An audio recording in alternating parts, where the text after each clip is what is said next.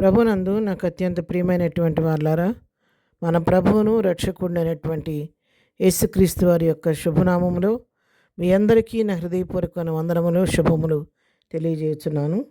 ఉదయకాల సమయంలో దేవుని వాక్యాన్ని ధ్యానం చేసుకుందాం. ఈరోజు వాక్య ధ్యానము కొరకు మనం తీసుకున్నటువంటి లేఖన భాగం యోహాను సువార్త 16వ అధ్యాయం 32వ వచనం చదువుకుందాం. మీలో ప్రతివాడును ఎవని ఇంటికి వాడు చెదిరిపోయి నన్ను ఒంటరిగా విడిచిపెట్టి గడియ వచ్చేయున్నది. అయితే తండ్రి నాతో ఉన్నాడు గనుక నేను ఒంటరిగా లేను. ఆమేన్. దేవుని నామమునకు మహిమ కలుగును గాక. ఇక వాక్య భాగాన్ని ప్రభువారు స్వయంగా తన శిష్యులతో చెప్తున్నటువంటి మాటలు. ఒక గడియ వచ్చినప్పుడు, ఇప్పుడు నన్ను వెంబడిస్తున్న మీరందరూ కూడా నన్ను విడిచిపెట్టి ప్రతి వాడు కూడా మీ ఇంటికి, ఎవరింటికి వారు వెళ్ళిపోయి చెదిరిపోయే గడియ రాబోతుంది. అది ఆల్రెడీ ఆ గడి వచ్చేసింది. ఆ గడి వచ్చినప్పుడు మీరు ఎవ్వరు కూడా నాతో ఉండరు, అందరూ విడిచిపెట్టి ఎవరింటికి వాళ్ళు వెళ్ళిపోతారు. అయితే మీరందరూ విడిచిపెట్టినా కూడా నా తండ్రి మాత్రం నన్ను విడిచిపెట్టాడు. తండ్రి నాతో ఉన్నాడు కనుక నేను ఒంటరిగా లేను. మీరందరూ వెళ్ళిపోయినా కూడా నేను ఒంటరిని కాను. నా తండ్రి నాతో ఉన్నాడు అని దేవుడి వాక్యం ద్వారా ఇక్కడ సెలవిస్తూ ఉన్నాడు. అంతేకాదు, నా యందు మీకు సమాధానం కలుగునట్లు ఈ మాటలు మీతో చెప్పుచున్నా. లోకంలో మీకు శ్రమ కలుగును, ఆయనను ధైర్యం తెచ్చుకుని నేను లోకమును జయించి ఉన్నాను. నేను ఈ మాటలు చెప్పిన తర్వాత వారిని ధైర్యపరుస్తున్నాడు ప్రభు.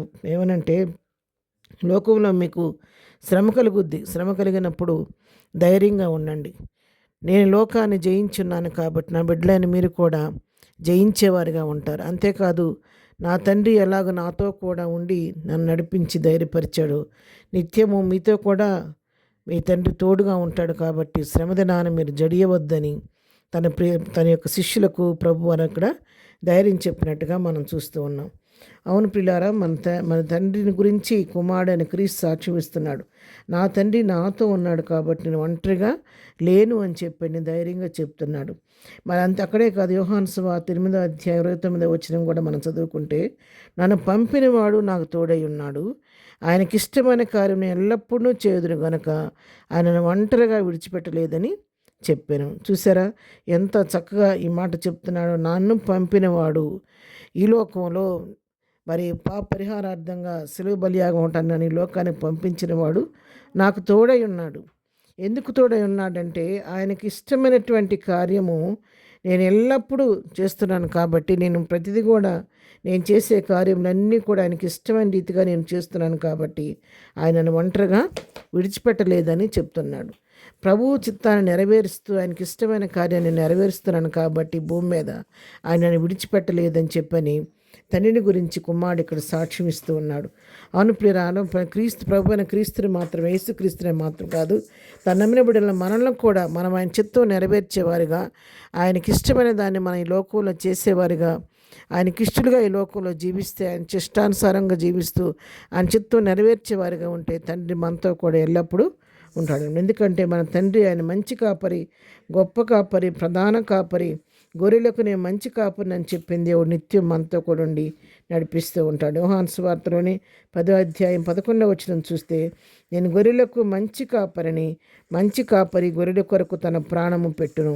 చూసారా, నేను గొర్రెలకు మంచి కాపరిని కాబట్టి, మంచి కాపరి గొర్రెల కొరకు తన ప్రాణమైన పెట్టడానికి సిద్ధపడి ఉంటాడు. కాబట్టి మనం నమ్మినటువంటి మన దేవుడు ఆయన నిత్యం మనతో నడిపిస్తూ, మనం ఆయనకి ఇష్టమైన రీతిగా జీవించినప్పుడు నిత్యం మన కుడి ఎడమల ముందు వెనుక తన దూతలను తోడుగా ఇచ్చి, ఆయన ఎన్నడూ మనం ఒంటరిగా విడిచిపెట్టకుండా ఆయన మనతో కూడా ఉండి మన పట్ల కార్యాలు చేసే దేవుడై ఉన్నాడు.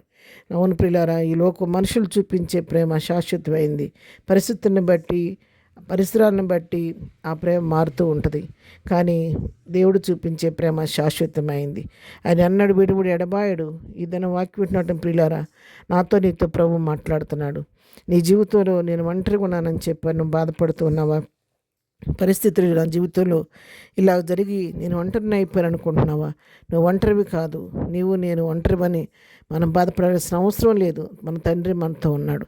ఈ లోకంలో ఎవరు విడిచిపెట్టిన విడువని దేవుడు మనకు తోడుకున్నాడు. కాబట్టి అటు ప్రభువుని బట్టి ధైర్యం తెచ్చుకొని ముందుకు సాగిపోదాం. ప్రార్థన. ప్రేమ కలిగిన తండ్రి, పరిశుద్ధురాన్ని కొందనాలు. ఉదయకాలం ప్రభువా, మేము చేస్తున్న పనిపాట్లో, వెళుతున్న మార్గాల్లో తోడుగొండండి. ప్రతి వారి అవసరం ఒక్కరు మీ నామలో తీర్చండి, బలహీనలను స్వస్థపరచండి. ఎవరైతే దుఃఖంలో ఒంటరితనంలో బాధపడుతున్నారో వాళ్ళని ఆదరించండి, వారి గాయాలు కట్టండి నాయన, వారి దుఃఖ నివారణ చేయండి. ఇదైనా బర్త్డే మ్యారేజ్ చేసుకోండి, బిడ్డలను దీవించి ఆశీర్దించమని, ప్రతి వారి పట్ల నీ కృప విస్తరింపచేయమని యేసునామములో ప్రార్థించి అడిగి పొందుకొని ఉన్నాము తండ్రి, ఆమెన్. ప్రభు కృప సదాకాలము మనందరికీ తోడయుండి నడిపించును గాక, ఆమెన్.